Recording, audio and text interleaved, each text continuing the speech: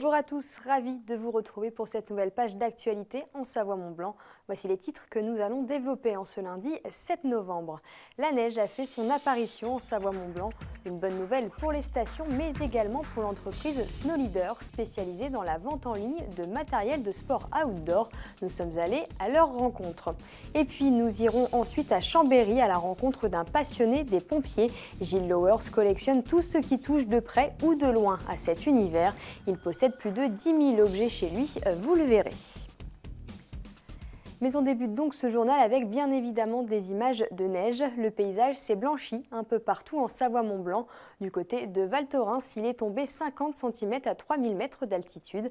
La station ouvrira d'ailleurs ses portes le 26 novembre prochain. Cette neige, c'est bien évidemment une aubaine pour les stations qui commençaient à se faire du souci quant aux réservations de fin d'année. Du côté de Manigot, dans les Aravis, les vacances de février s'annoncent bien avec un taux de remplissage estimé à 80%. Mais c'est encore et toujours la période des fêtes qui peine à conquérir son public. En Haute-Savoie, seuls 55% des lits sont pour l'instant réservés. Pour mettre toutes les chances de son côté, le domaine skiable a choisi d'éclairer ses pistes de ski.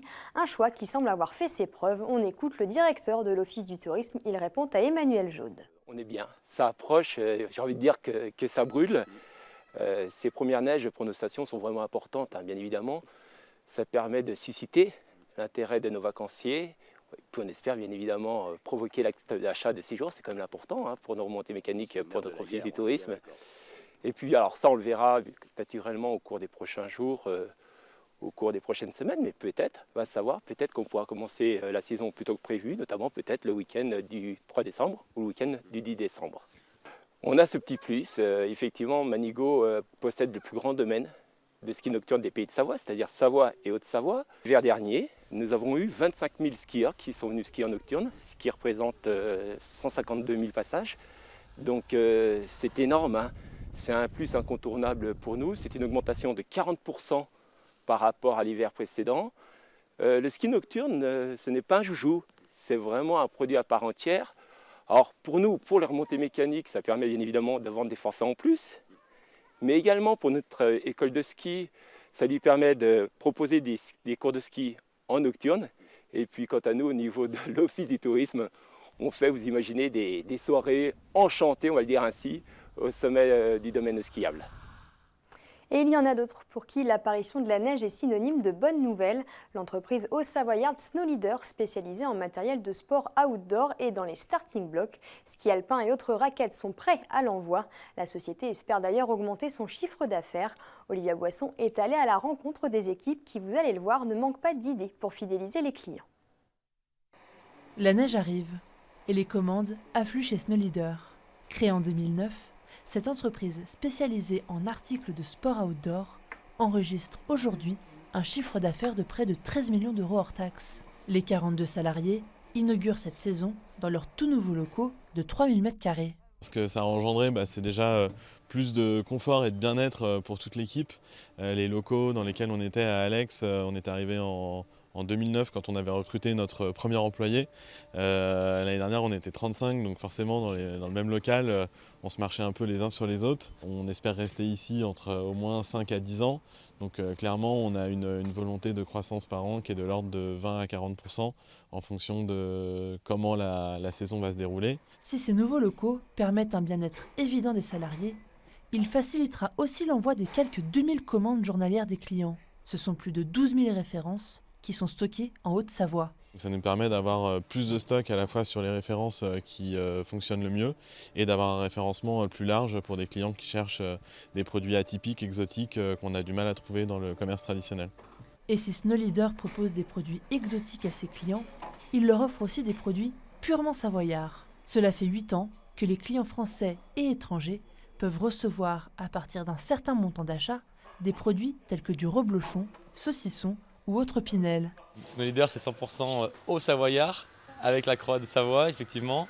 Et c'est ça qui fait aussi la force de Snow Leader. C'est une entreprise française qui se développe en France et aussi à l'international. Fier de faire découvrir les richesses de cette région à nos clients. Pour le moment, les commandes issues de l'étranger représentent 20% du chiffre d'affaires. D'ici 5 ans, la marque espère atteindre les 50%. Ce lundi 7 novembre à 16h34, très exactement, les femmes étaient invitées à cesser le travail. Le but, protester contre les inégalités salariales.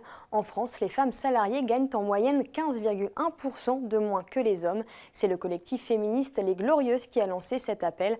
À partir de ce moment précis, le collectif considère que les femmes travailleront bénévolement jusqu'à la fin de l'année.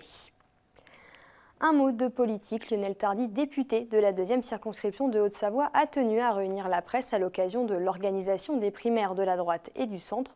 L'occasion de poser quelques questions sur l'avancement du tunnel sous le Semnoz et le dossier avance. Une fois passées les questions de transport en commun et de l'ouverture de l'ouvrage au transport de matières dangereuses, le percement devrait commencer d'ici 2020.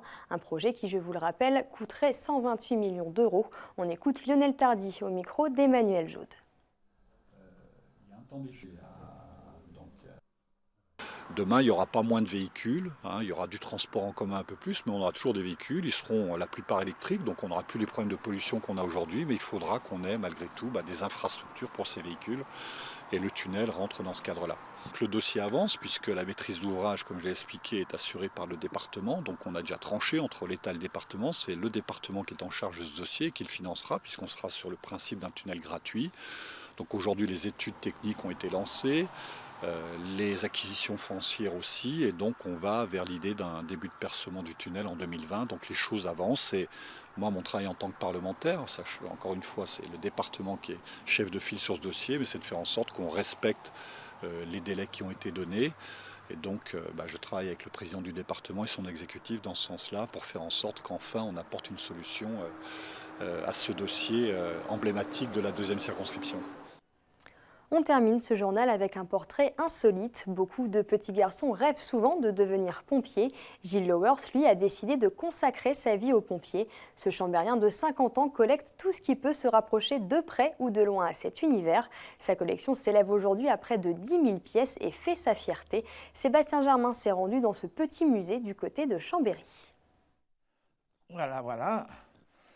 Cet insigne-là, c'est l'insigne de ma commune où je suis né, où j'étais pompier, qui n'existe plus. Et ils ont fait ça il y a quelques années, juste avant de fermer leur petite caserne. Donc je suis super fier. Ah, on peut dire que Gilles Lowers les aime, ces pucelles. Le nom donné aux insignes de poitrine des pompiers. Il en a aujourd'hui plus de 2500 et elles sont classées soigneusement par département et par pays. Dans son appartement, tout rappelle l'univers des pompiers. Et la petite pièce qui jouxte le couloir d'insigne est encore plus impressionnante. Une vraie caverne d'Ali Baba. Des voitures, des pins, des casques, vous trouverez tout ce qui se rapporte aux pompiers dans ce musée miniature. Je profite de mes véhicules, je les regarde, je les reprends, je les recontrôle. Des fois, je regarde si, en les touchant, ça n'a pas décollé une petite pièce. Des fois, ça arrive, donc après, je recolle la petite pièce tout doucement. Et puis voilà, ça fait passer les journées tranquilles. Tout a débuté il y a près de 25 ans. Gilles offre un camion de pompiers à son fils aîné. S'ensuit alors les premiers achats de figurines chez le marchand de journaux. Très vite, la passion du papa prend le dessus sur celle du fils. En fin de compte, voilà, au lieu de faire plaisir à mon fils, je me suis fait plaisir à moi, parce que bon, j'aime ça, et puis je trouve que les miniatures, c'est formidable. Vous avez des pièces qui sont extraordinaires. En 2005, j'ai vraiment pris un coup d'amour là-dessus, et je suis parti sur cette collection. Fasciné depuis toujours par les pompiers, Gilles met presque tout son temps libre au service de sa passion.